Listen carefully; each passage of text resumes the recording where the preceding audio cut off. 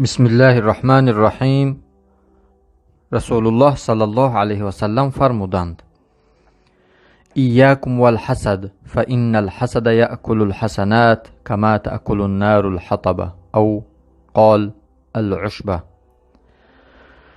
گفتند بر حذر باشید از حسد، زیرا در حقیقت حسد خوردن می خورد خوبی ها، نیکی ها، ثواب های انسان را، همچنان که می خورد آتش علو هیزم را، یا گفتند علف را.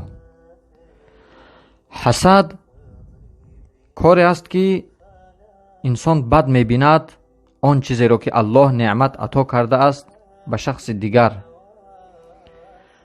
مثلا علم یا مال الله به نفر عطا کرده است، یا عائله خوب الله برای او داده است، یا منصب و یا غیر این. و حسد از گناهان کبیره حسابیده می شود. حسد از فعل و رفتار یهود است. رسول اکرم صلی الله علیه و سلم از حسد ما را بر حذر داشتند و آشکار کردند، یعنی و به ما امتانش فهموندند که حسد خوبی ها، ثواب و نیکی های انسان را می خورد، همچنان که آتش هیزم را می خورد.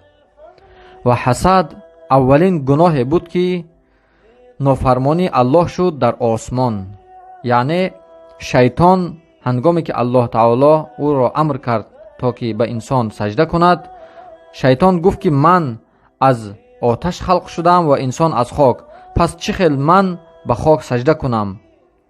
و حسد اولین گناه است که در روی زمین انجام داده شد،